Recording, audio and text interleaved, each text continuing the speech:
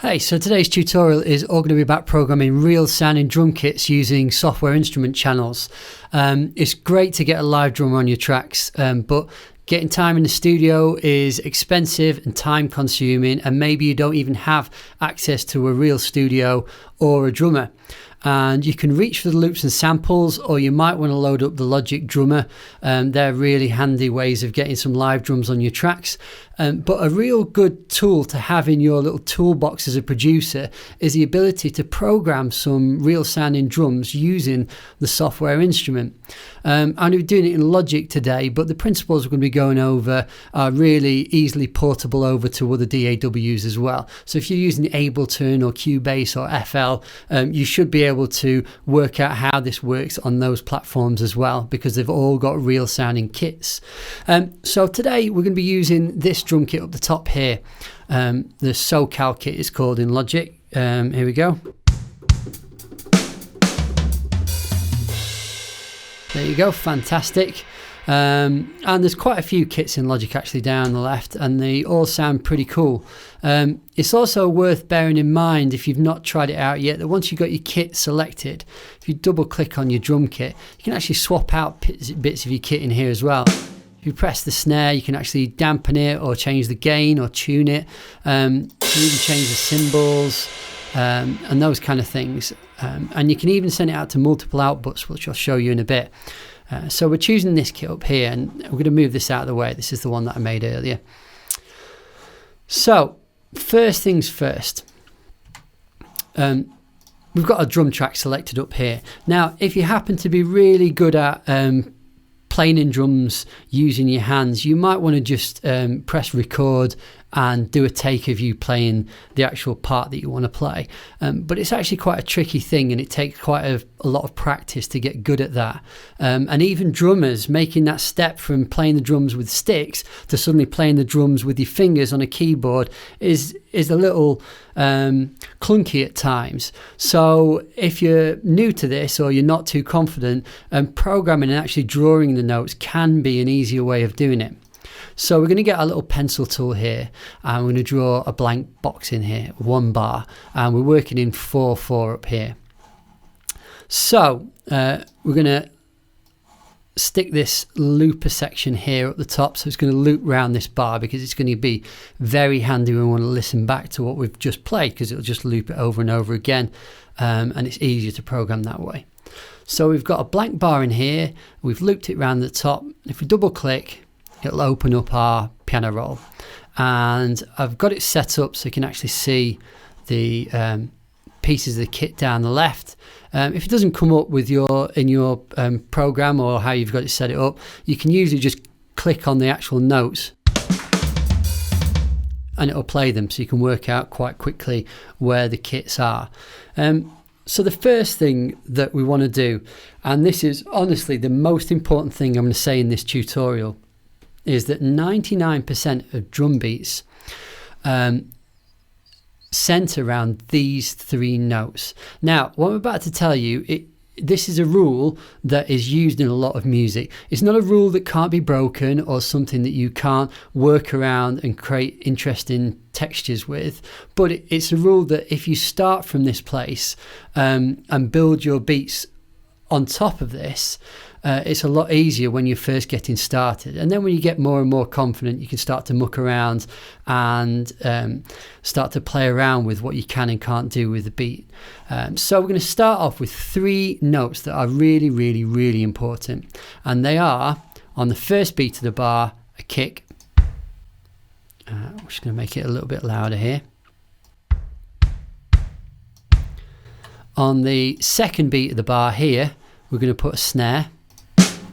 And on the 4th beat of the bar, we're going to put a snare. And loads of your drums are going to be centered around those 3 notes. And if I was going to give you one piece of advice, is to absolutely do not move these when you first start programming, or if you're really just getting your head around it, because these will anchor your beat in place. And I'll show you what I mean in a minute. So we've got this, and if we just press play, it kind of gives us a rough rhythm.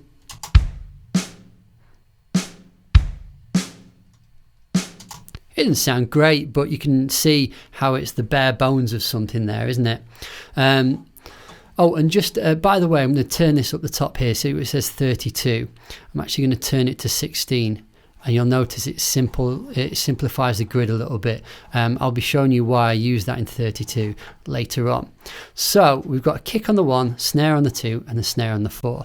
Now hi-hats, there we go. The easiest way to start with your hi-hats is to program 1 every other 16th note.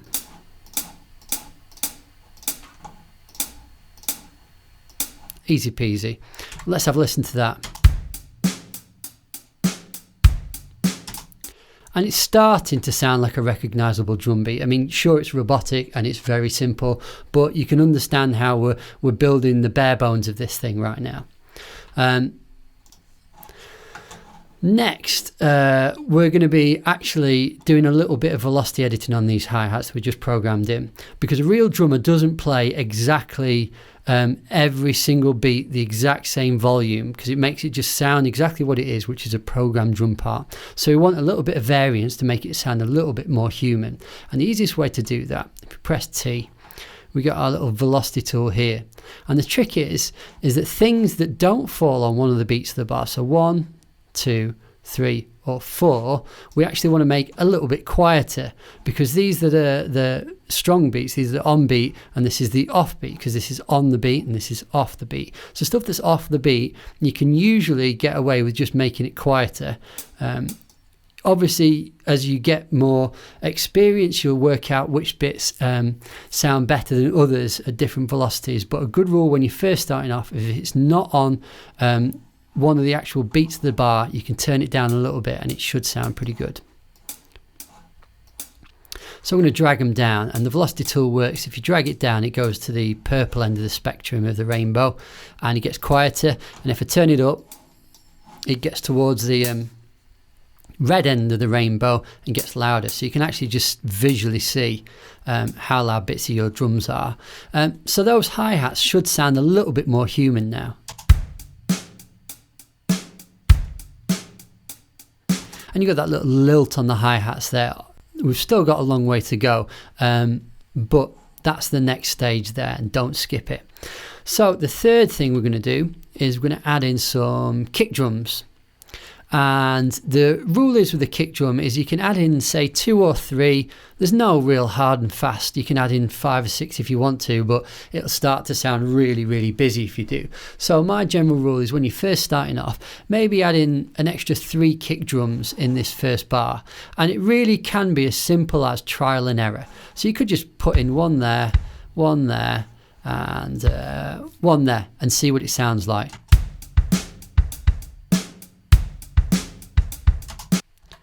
Brilliant, that's really good. The only thing to make sure that you don't do is you don't often find drum beats where the kick is on the same beat as the snare, unless you've got like a 4/4 thing going, kind of house music or anything like that. But if you steer clear of the snares and you put them on any other beat, you can't really go wrong. And the other thing is that you can literally put them anywhere. So actually I'm going to draw a box around all of them, and I'm going to move them forward one. And I'll show you what I mean, because we've arbitrarily just moved them all in one big lump, but it's still actually going to sound quite cool. And let's just move these two by themselves there.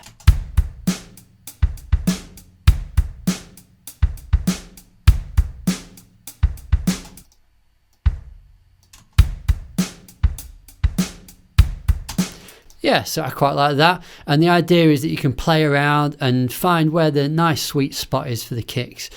Because we were editing our hi-hats before, it actually draws in notes at the velocity of the last thing that you were playing around with, which are these hi-hats, so you can see. So I've actually saved myself a job here. So these kick drums I probably would have taken down a little bit in volume, but when I've programmed them in, they've actually been programmed in a little bit less. If they were programmed in at that kind of green looking side, you could probably turn them down to get that human side of it. Now let's come back to what I said at the beginning, which is the most important beats in the entire thing is a kick on the 1, and the snare on the 2 and the 4. Now, let me show you if I do exactly what I did with those 3 kicks, and it sounded fine when we moved them around. If we did exactly the same thing with these 3, so if we move, say, those 2 forward, and that last one, we're going to move another one backwards as well. If we move those 3, it's going to sound a mess. Let me show you.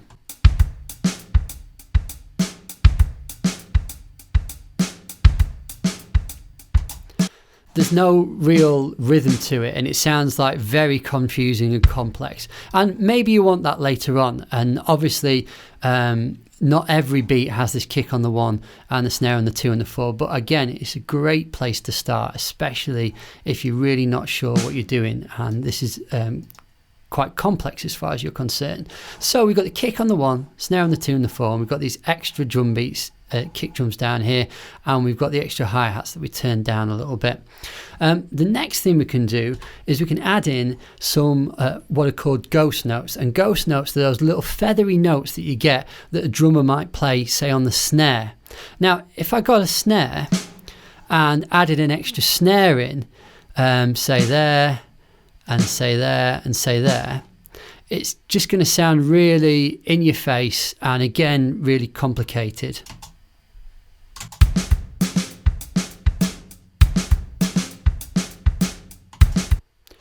But suddenly, if we go to our velocity tool and we do what we did before, I'm going to just select all of them just to save myself a little bit of time. And if I drag them all down, so they're kind of barely even being played, we should end up with that nice little feathery touch that drummers give the snare.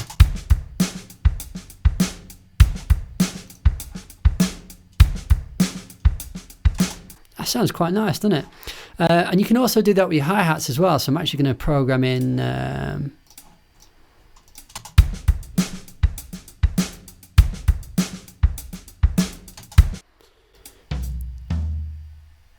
going to open the hi-hats at the end there.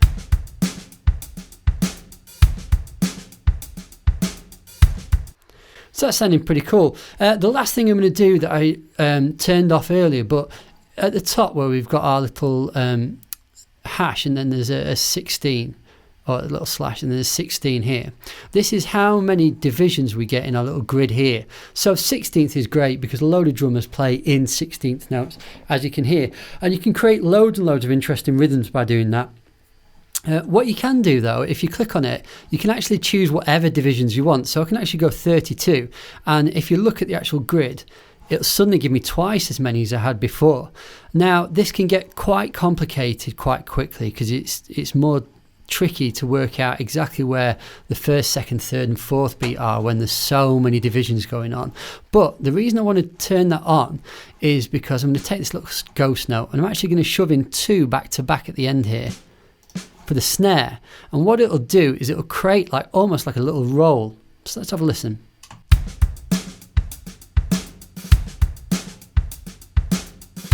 In fact, I'm going to turn that hat off there just so you can really hear it.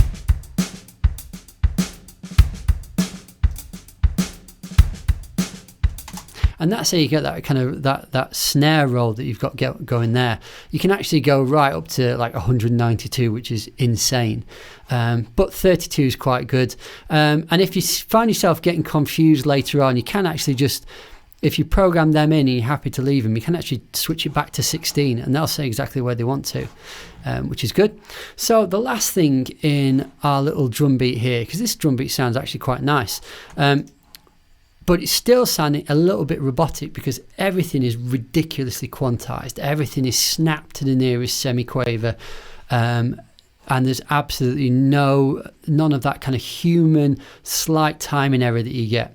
And there's a magic button that you can press that will introduce a little bit of humanity to your drums. So if you draw a box around the whole thing and you go functions, and in MIDI transform, there's an option down here. It says humanize. And if you click humanize, what this does is it's going to slightly randomly move the position around, and it's going to slightly randomly change the velocity. It also slightly changes the length, but it doesn't really make any difference to our drums because it doesn't really matter how long you make a MIDI note for a snare. it's just going to play one snare. It doesn't make any difference if you hold it down or not. So this doesn't really matter, but it's going to slightly change the velocity, the loudness, if you will, and it's going to slightly change the position. So if I click select and operate, now if I look at my beat now and I zoom in, you'll notice that some of them are ever so slightly behind the beat and some of them are ever so slightly ahead. And if I press play now, the only thing you want to do when you've done that actually is just make sure this first one is actually quantized. So I'm going to click quantize there and it snaps it too, because what you tend to find is if it slightly nudges that note just in front of the actual region here, the Logic won't play it because it won't have registered it. So you want to make the very, very first beat in any MIDI region that you've got quantized so that Logic will actually play it. And if we listen to it now, it should have like a tiny, tiny little bit more of a human feel.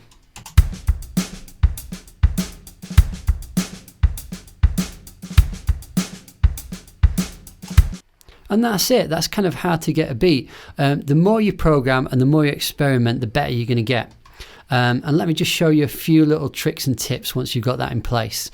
The first trick is that, and this is for people using Logic, but you've got your kit over here, and if we press Y again, we've got all the drum kits here, and I don't know if you've ever checked this out, but right down at the bottom there's something that says producer kits, and it's got all of these kits with a plus next to them, and it's actually got some extra kits in here as well. So we've got SoCal, and if we look for SoCal Plus, and we click on it there, it looks as if it's not really done a lot, apart from it's got this arrow here. And if we go to our mixer now and click on that arrow, it actually maps out our entire drum kit onto different channels here. So you've got your overheads, your kicks, your snares, your hi-hat, your toms, and it's even got room mics, and it's got a leak for when you get that overspill from microphones into other microphones when you're recording.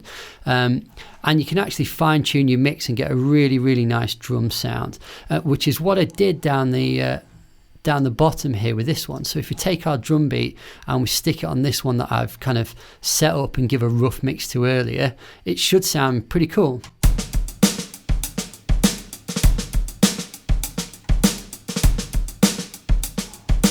The other thing you can do as well is if you copy it to the next bar, and in fact let's copy it 4 times, so we've got 4 bars going on the go here. What you can actually do, what a real drummer might do, is they might slightly change this beat as well. So say that second bar, what you can do is you can double click on it, and here it is here. And what I might do is add in, say, an extra kick there, and move that snare there, and add in an extra snare there, maybe an extra kick there as well.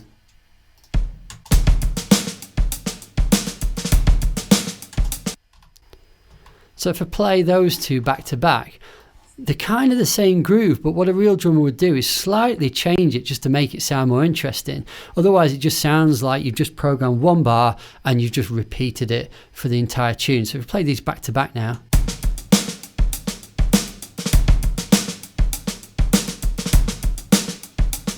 it's starting to sound pretty cool. And what I actually did over here, let me just show you this one, is I slightly changed just all of them really, and especially the last one I kind of just stuck in a little bit of a drum fill just for this last bit here. And you also find as well that you've got your snare here, but you should find there's a different sounding snare on most kits. A slight rim shot, which is a slight harder snare, and if you kind of combine that with your real snare, it adds a little bit more of a human element to it as well. And the other thing I did just as a final trick is I stuck a shaker on here. I just cribbed one off the Logic Drummer plugin, so just have a listen to it. It's just a bog standard shaker, and there's just a basic tambourine under here as well. But if you blend them in with your actual real drums, you tend to find that it actually makes your drums just have a little bit more depth. It expands the top end because there's that extra bout of frequencies up at the top, and it just fills the sound out a little bit more.